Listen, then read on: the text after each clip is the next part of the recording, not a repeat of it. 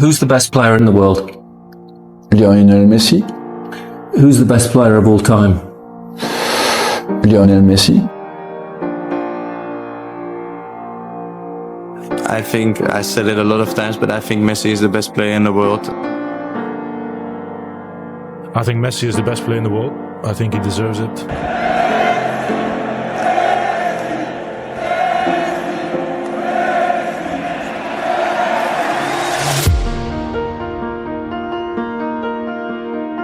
Everyone has his opinion, but nobody can doubt that he is there with the greatest all the time. For me, I said many times, it's the best.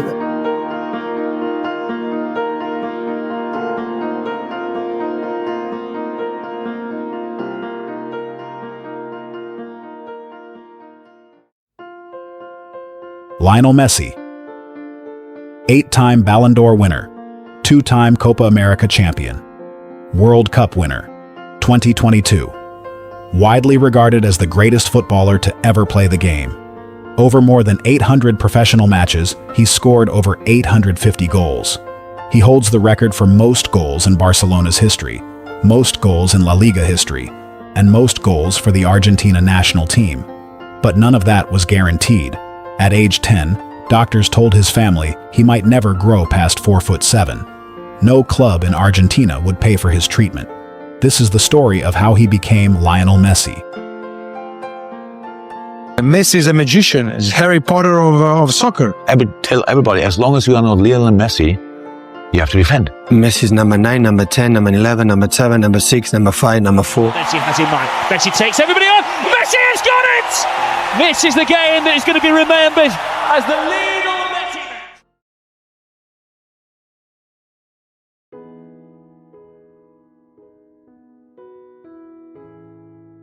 Lionel Andres Messi was born on June 24, 1987, in Rosario, Argentina, an industrial city built on steel and grain, about 300 kilometers northwest of Buenos Aires. His family bled Newell's Old Boys. His uncles and aunts gave him a Newell's jersey on his first birthday. Both of his older brothers played in the club's youth system before him. At age 6, Messi joined the academy himself. His first game for the club ended in a 6-0 win. Messi scored 4 of the 6 goals. He became the face of a group of boys born in 1987, a team that went unbeaten for 3 straight years in Argentina's youth baby football leagues, 7-a-side games for kids under 11. They were so dominant that some opposing clubs put a mercy rule on the scoreline. Once a team went down 6-0, the game stopped. People in Rosario started calling Messi's group La Máquina del 87, the Machine of 87. Messi played 6 years at Newell's. By the time he left, he'd scored close to 500 goals. But something was wrong with his body. He wasn't growing. At age 9, his height had essentially stalled. By 10, his family took him to a doctor. The doctor's name was Diego Schwartzstein, an endocrinologist in Rosario. After more than a year of tests, Schwartzstein diagnosed Messi with growth hormone deficiency, a condition where the pituitary gland doesn't produce enough hormone for the body to develop at a normal rate. It affects roughly 1 in 20,000 people. At the time of diagnosis, Messi was around 4 feet tall, 15 to 20 centimeters below where his growth curve should have put him. The treatment: daily injections of synthetic growth hormone, self-administered with a small syringe into the leg. Painless, according to people who saw him do it. Barely more than a mosquito bite. But it had to happen every single night, for years, to work. The cost, around 1,000 pesos a month at the time, later estimated at somewhere between $900 and $1,000 a month once treatment scaled up. Jorge Messi's health insurance, through his job at a steel plant, covered about 2 years of it. Then the coverage ran out. Messi's family asked Argentina's biggest clubs for help. Both River Plate and Newell's Old Boys were approached about covering the ongoing cost of treatment. Both passed. That could have ended it. A brilliant kid, priced out by a medical bill nobody in Argentine football wanted to pay.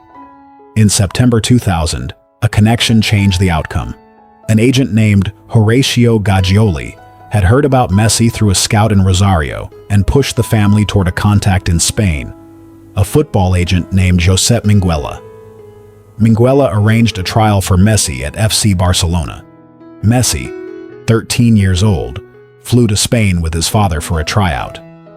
Barcelona's technical secretary, Carles Rexach, watched him train. He didn't need a second look. He wanted to sign him immediately. But Barcelona's board was split. Signing a 13-year-old from another continent, with an ongoing medical condition and years of injections still ahead of him, was a financial risk nobody wanted to rubber stamp. The paperwork stalled through the fall of 2000.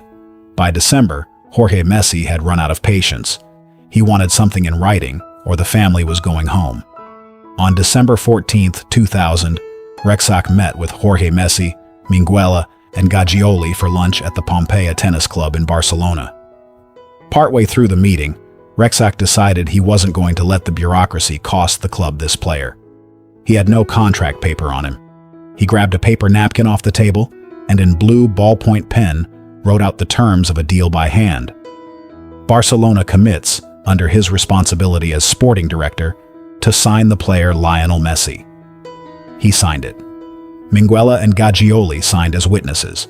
That napkin still exists today. In May 2024, it sold at auction in London for 762,400 British pounds, just under $1 million US. That night, Barcelona's president, Joan Gaspart, confirmed the agreement on paper that actually resembled a contract. In February 2001, the Messi family moved to Barcelona. FC Barcelona took over the cost of Messi's growth hormone treatment. He kept giving himself the injections nightly for roughly 3 more years, until his body caught up enough to stop. The transition wasn't smooth. Messi was 13, in a new country, speaking Spanish with a heavy Rosario accent among Catalan kids. For months, he barely spoke in the locker room. Some of his new teammates thought he was mute.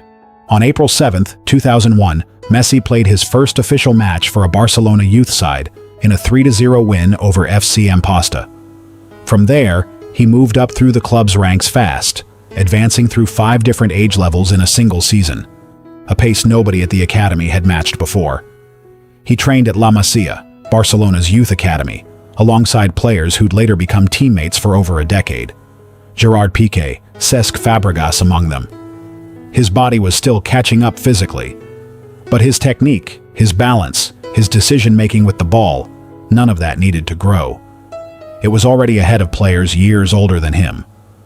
On November 16, 2003, 16 years old, Messi played his first match in a Barcelona first-team shirt, a mid-season friendly against FC Porto, at the time managed by Jose Mourinho. Porto won 2-0. Messi came on as a substitute in the 75th minute and looked sharp in his few minutes on the pitch. It wasn't an official debut. It was a preview of what the club had coming. Messi spent the 2004-2005 season starting regularly for Barcelona's reserve team. He wasn't called back up to the first team again for almost a year, until, according to teammates, senior players started asking manager Frank Rijkaard directly to bring him into first-team training.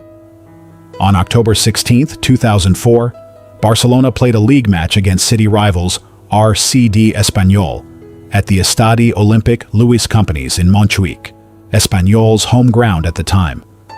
Barcelona led 1-0 on a goal from Deco. In the 82nd minute, Rijkaard sent Messi on, replacing Deco. Messi was 17 years, 3 months, and 22 days old.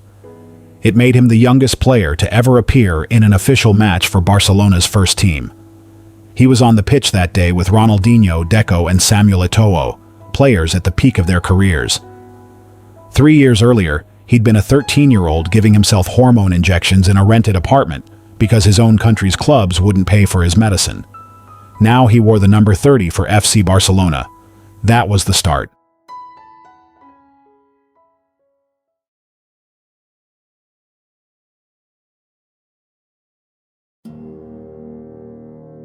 By 17 years old, Lionel Messi had a first-team debut for FC Barcelona.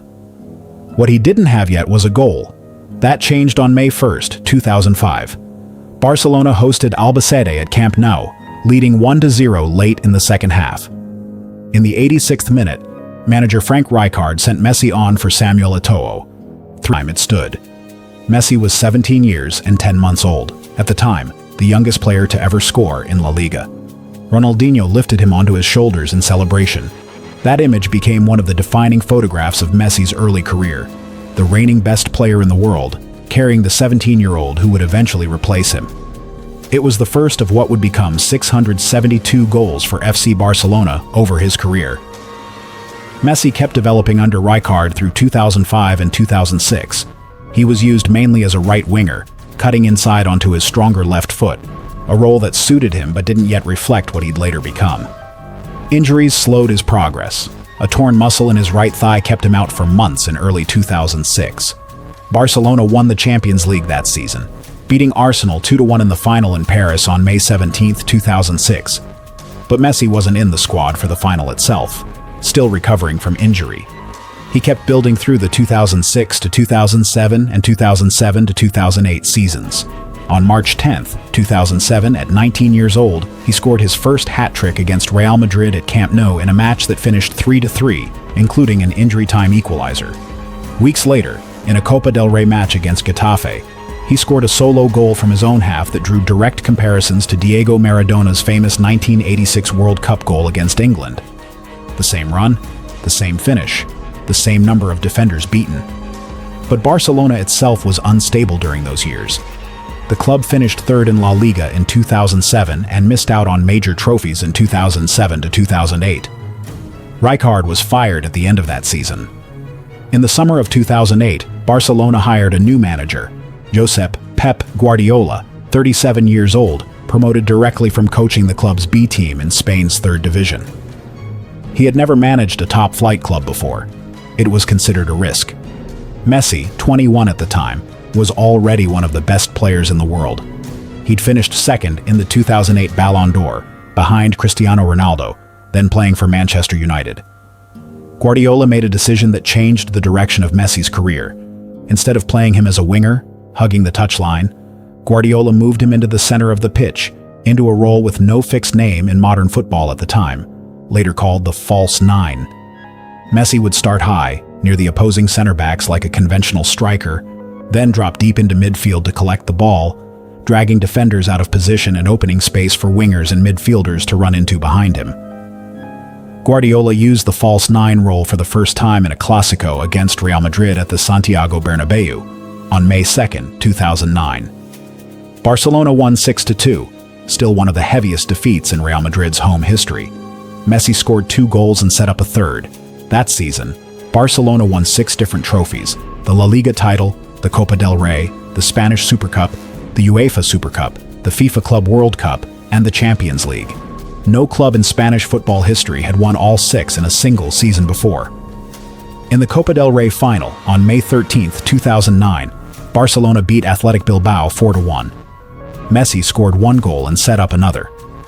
2 weeks later, in the Champions League final at the Stadio Olimpico in Rome, on May 27, 2009, Barcelona beat Manchester United 2-0.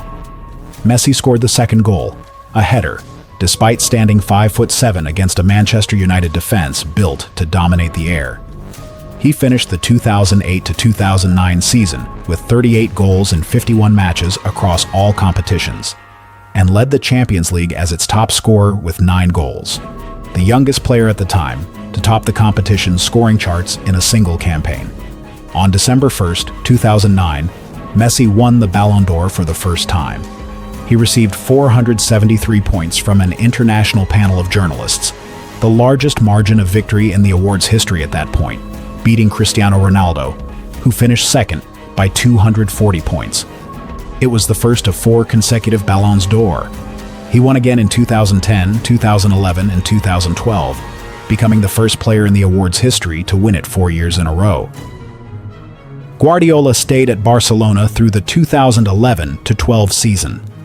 In that 4-year stretch, the team won 2 more Champions League titles, in 2009 and again in 2011, beating Manchester United in both finals, along with 3 more La Liga titles. The team was built around Xavi Hernandez and Andrés Iniesta, controlling possession through midfield, with Messi dropping into pockets of space between the lines to receive the ball and finish what they created. It became one of the most studied tactical systems in the sport's history, later given a name by the press, tiki-taka. Messi's individual numbers climbed every single season. In the 2011-12 campaign, he scored 73 goals in 60 matches across all competitions for Barcelona, a single-season club record that still stands today, more than a decade later. That same season, on March 7, 2012, he scored 5 goals in a single Champions League match against Bayer Leverkusen, the first player in the competition's history to do so. Alongside the trophies came a defining rivalry. Cristiano Ronaldo moved from Manchester United to Real Madrid in the summer of 2009, and for the next decade, the two players traded Ballon d'Or wins and dominated Clásico matchups between Barcelona and Real Madrid. A rivalry that pushed both players' output to historic levels and became one of the most discussed storylines in the sport's history. By the time Guardiola left the club at the end of the 2011-12 season, the boy who'd once needed a napkin scribbled by Karl's Rexach just to get signed had become, statistically, the most productive attacking player Spanish football had ever produced. He was still only 25 years old. At club level, there was nothing left to prove. He'd broken goal-scoring records, won every trophy available to him, and been named the best player on the planet 4 years running. But there was a different jersey, sky blue and white, not Barcelona's colors, where none of that had translated into a single major trophy. That was Argentina.